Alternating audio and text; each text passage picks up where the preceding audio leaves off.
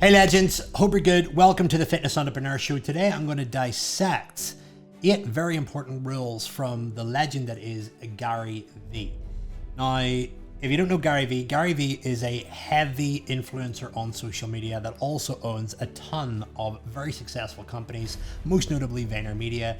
He also is involved in wine and also many other things, speaks around the world, and quite frankly has a great business brain. So we're going to look through some of his biggest lessons and share how they can relate to you and your fitness business. Oh, and by the way, if you're watching my content as a entrepreneur that runs a business outside of the fitness industry, this stuff also applies. So I'm going to dissect it down and get really clear on everything the big man's saying.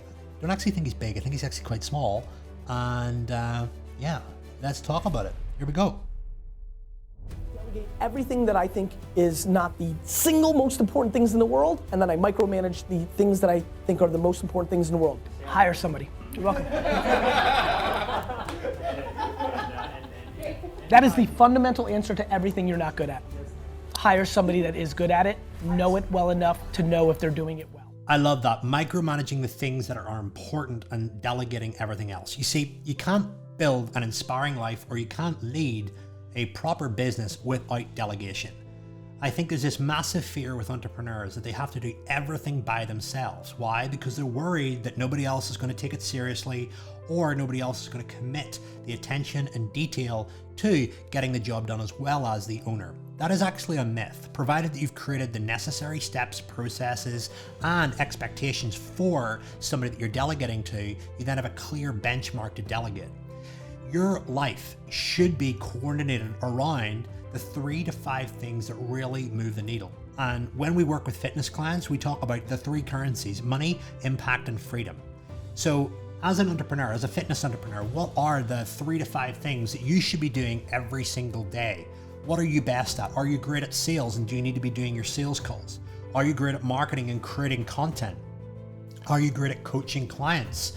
Are you great at admin? Are you great at graphic design? One big thing that I see fitness entrepreneurs struggle with all the time is they try to do everything. They're trying to do Canva, they're trying to do admin, they're trying to do bookkeeping, they're trying to do web design, they're trying to do Facebook ads. I understand that each specific area here will require an investment of money in order to delegate it to someone, but that should ultimately be the goal. The big fear in the entrepreneur's mind is, if I pay for this and delegate it out, I'm losing money.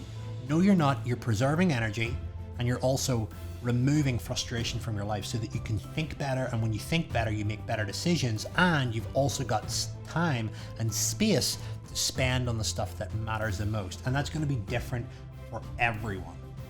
So that was super useful. Let's see what else he has to say.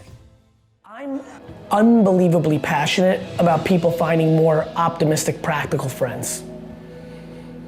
And I think optimism can slide into delusion, which is why I say optimistical, practical. There's only offense and defense. There's only the force and the dark side, right? And I think that right now a lot of people are choosing to be driven by fear and negativity without realizing it. And so if you're listening right now, my biggest thing is start leaning into a little bit more of optimism and positivity. Surround yourself with the right people. Couldn't agree more. Sometimes when it comes to growing a business, you're going to be surrounded by pretty negative people, or people that just really don't want to see your dream come true. And what you've got to realize is that there's a couple of different types of category of individual. You've got people like your parents who maybe just love you and just want to care for you, and I've maybe heard that running a business is super risky, and the reality is they're just looking out for you, and they're asking questions like, how are you going to be able to maintain this when you're 50, when you're 60? What are you going to do if you fall ill? Running a small business is hard, etc., etc. If they've got no experience of doing it properly, then they're going to feed you their fears. But do realize that 9 times out of 10, when parents give you advice, that it is to protect you because they love you. The next form is hanging around friends that are scared of you turning into somebody else or outgrowing them. Individuals that have given up on their dreams and don't want to see you achieve yours. This happens quite a lot when you start to become successful, when you start to get busy, when you start to get booked up, when you start to go and learn and spend time indoors or wherever it may be, learning your craft, sometimes your friends don't like that because you're not the same person anymore. You see the world differently, your values are different. You don't want to go out and get drunk all the time. You don't want to go out and party. You start speaking differently. You start articulating yourself differently in order to match the new identity that you want to become. But what you've got to realize is that what got you to where you are now is not going to get you to where you want to be. So if you want to be super successful in business, you got to make sure that you surround yourself with the right people. The right people are people that have got an objective mindset, that are clear and focused on making an impact in the world, growing their wealth, and also creating freedom for themselves by working smarter, not harder. Problem solvers, objective thinkers, people that reflectively think on their day, on their progress, and aren't afraid to collaborate with you, even if they're in the same niche, even if they're serving the same market, because they live in abundance and they realize that there's enough business to go around. These are the kind of people that you want to be around all day long, and sometimes you even got to pay to be around these people. But it makes a massive difference. It stretches you, it inspires you, and it gives you new benchmarks. Look at your friends right now, the people that are in your top 5 in your WhatsApp, the top 5 in your message. Oh, remove clients, look at the friends. Are they stretching you? Are they inspiring you? Are they making you think bigger? Paramount. There is nothing more difficult than navigating your life based on somebody else's opinion.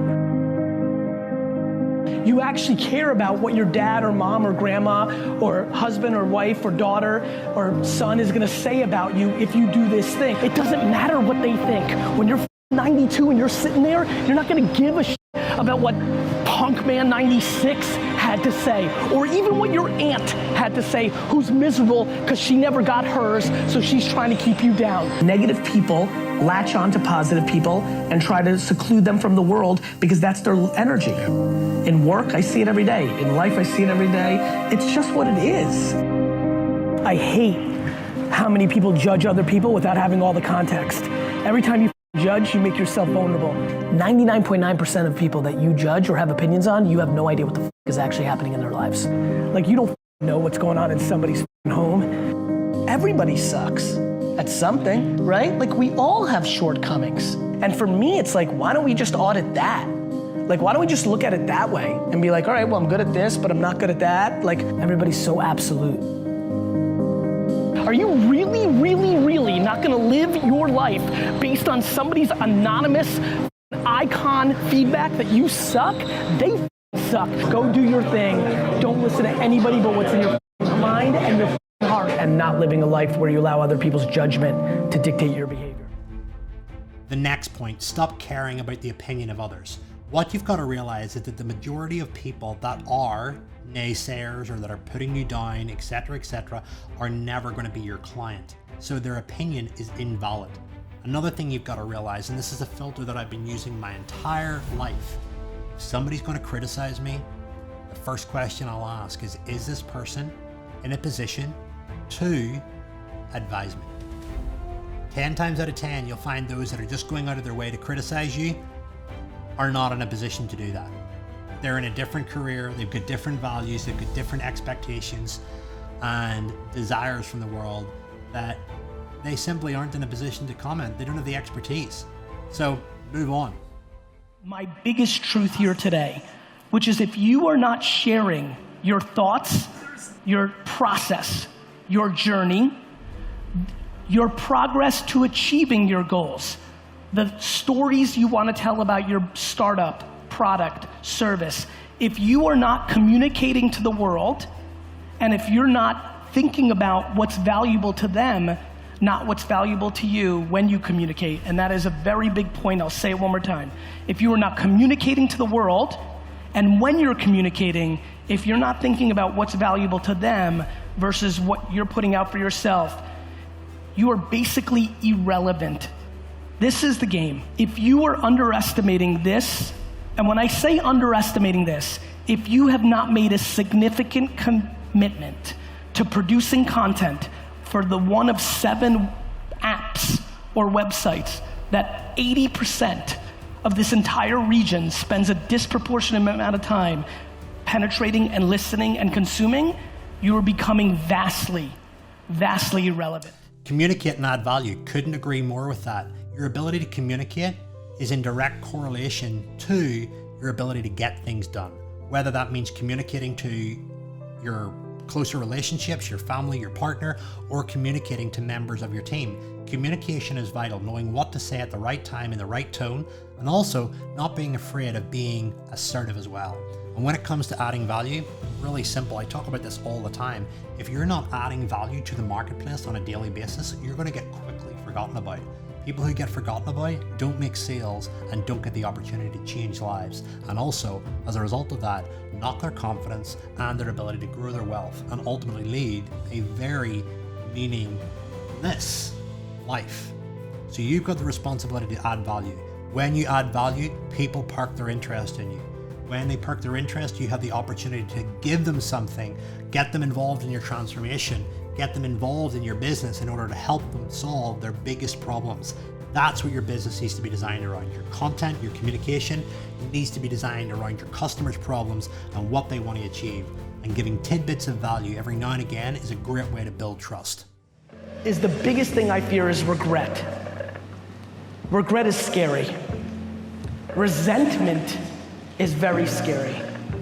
The biggest reason I push kids to do what they want versus what their parents want is because I'd rather them and their parents have 5 or 6 or 7 years of bad than 80. Because it gets very ugly when you're 60 and they're 80 and you lived your life based on what they wanted and now you resent them. It gets real ugly real fast.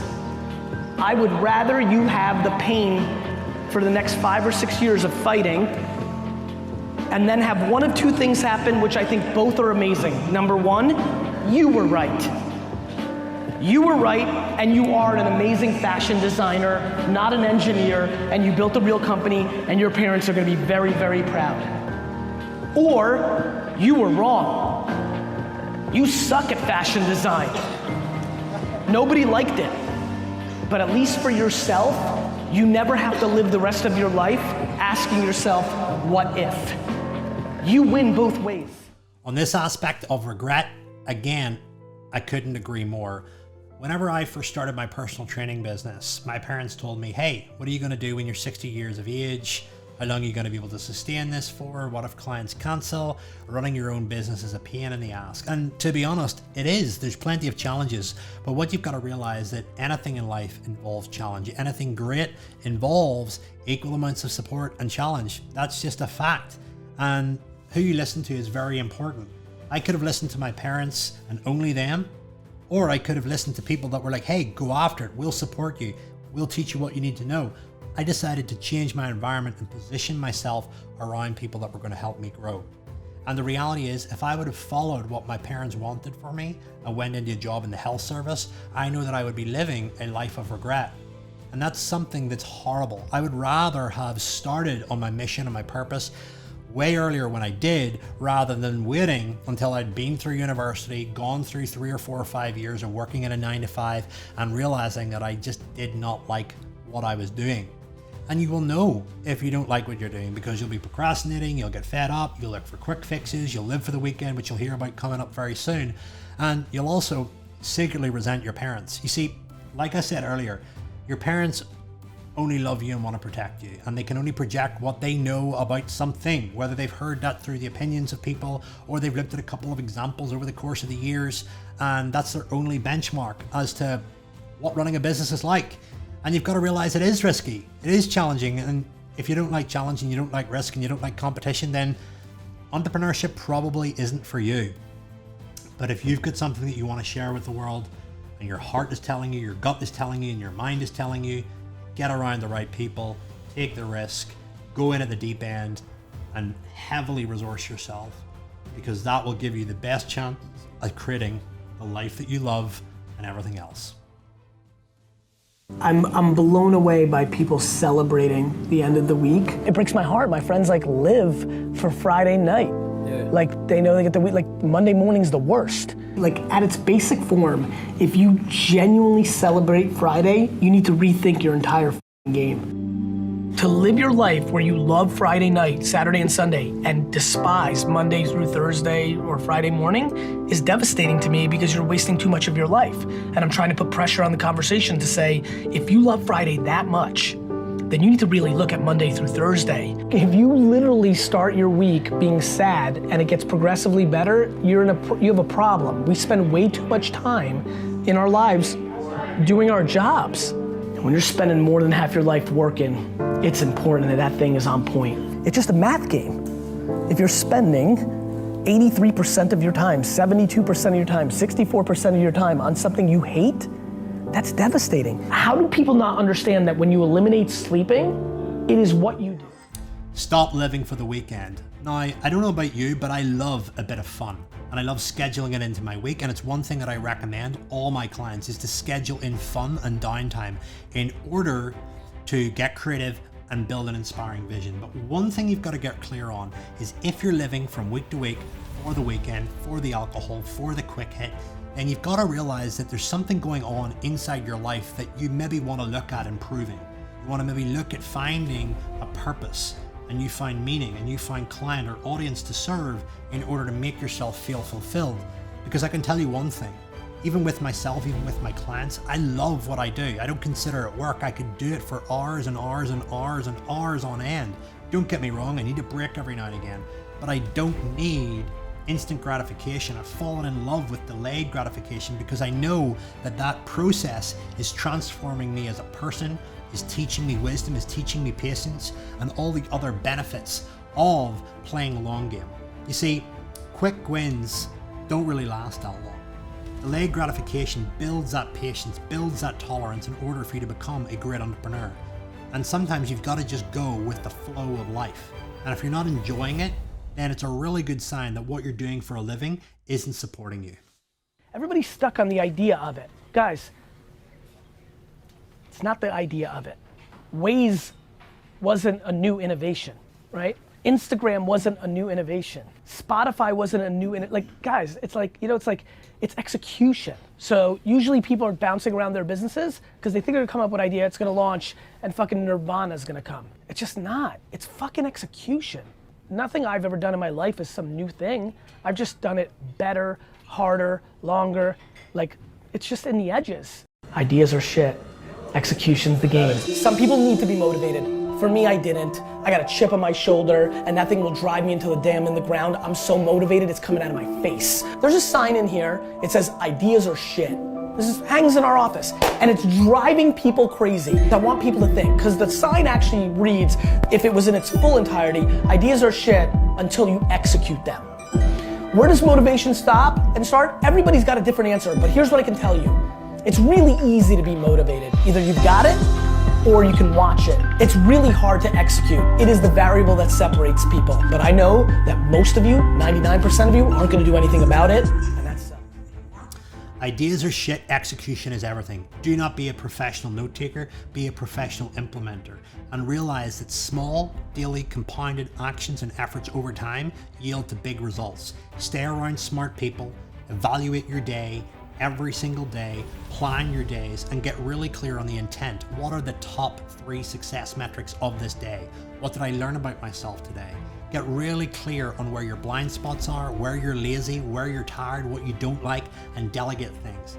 The reason why you might not be getting a lot of stuff done is because you're saying yes to everything. Say no to things, delegate more, outsource, and don't be afraid to pay to play. And you know what? If fear is holding you back from taking action, you've got to ask yourself right now, if you keep on doing what you're doing a year from now, are you going to be worse off or are you going to be better off? You've already answered your own question. Get after it. I think this was really awesome. We're going to be bringing you more videos like this over the course of the next couple of months. We're going to be distilling the habits and the success principles of the wealthy, the rich, the famous, the successful entrepreneurs, the not so successful entrepreneurs, and dialing them in over the course of this. So if you find this useful, please go and leave us a review. Please click subscribe on YouTube if you're watching on that, and share it with the world, because we want to bring you super valuable stuff week on week. Love you loads. Take care.